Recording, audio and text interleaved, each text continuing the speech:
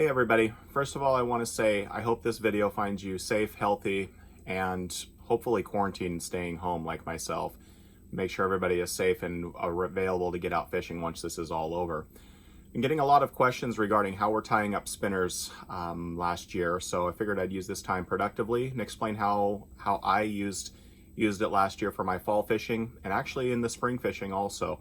Kind of ran onto it a little bit late, but better late than never, right? So for spring fishing, I'm going to start out with a 25-pound fluorocarbon. Fall fishing there, I bump it up to 40 pounds there. Both spring and fall, I use 2/0 Big River hooks from Gamakatsu. Going to need 2 of those. For this, we're using the Fishfield Hoochies, 1 3/4 inch size. You'll need a couple of small 5mm beads. I'll show you where those are going to go. Got some clevises. We do sell those on the Shortbus website there. And then your choice of blades, either the 3.5s or the 4.0 Tyee blades there. These two are the two that we were having the greatest luck last year there, the Godfather and the Big O. So either or whichever you prefer, they'll both work behind the 360s or obviously the triangles because of the no drag. For this, let's go ahead and tie this up with the 3.5 Godfather today. What we do, start out with a few feet of your mono. Again, I like to use the 2/0 big game Gamakatsus with those. Normal, I don't know what the fancy words are for how these are tied, but however you tie your hooks. And first hook, I like to use about 8 to 10 loops.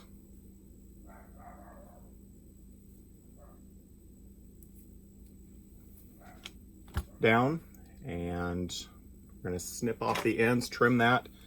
I don't want to tickle the fish's nose as he comes in to, he or she, I guess, comes in to take a look at that.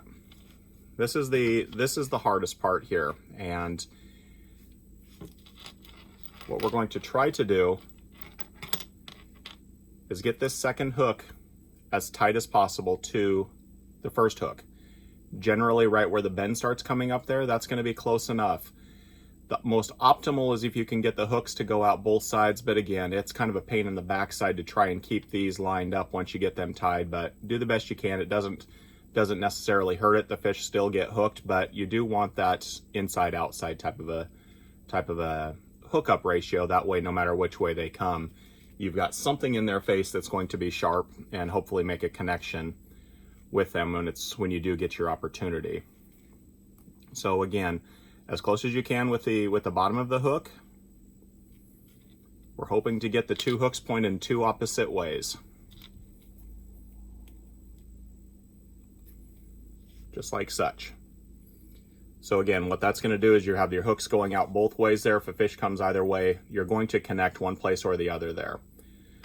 After you get your 2 hooks done, what we're going to do is you're going to take your first 5mm bead, thread it down over the top of down the line. What that's going to do is that's going to give you a place for your hoochie, your 1 3/4 inch length hoochie, to sit down inside. That way when the fish hits, it doesn't suck it down over. It also bulbs out the head a little bit. So you'll see that in just a second here.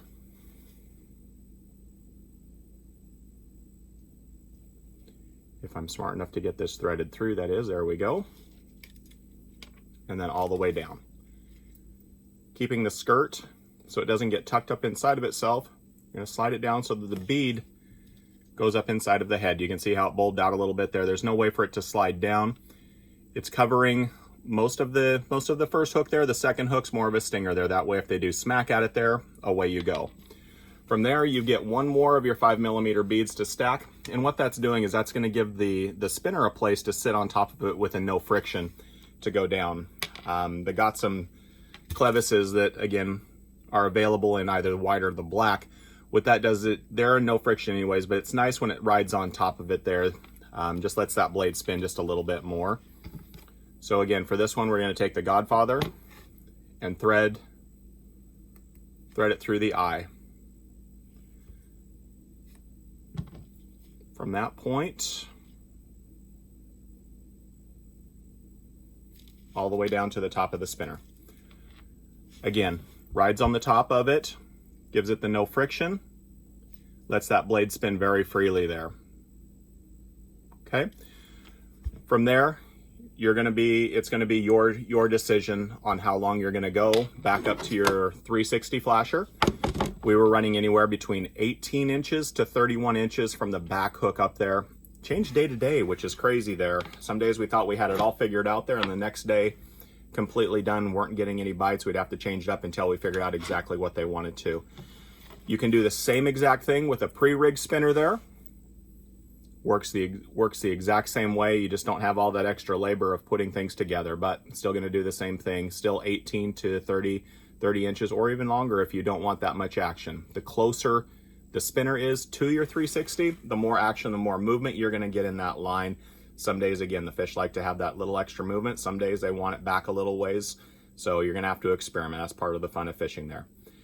Please like this here. If you need any of these pieces, the parts and pieces, the spinners, the clevises, we do have them on shortbusflashers.com. If you have any questions, please post in the comments below. Glad to get back to you there. Again, I hope you guys are safe, healthy. Please stay indoors if at all possible there. I want to see you all out on the water when it's ready to go. Have a great day.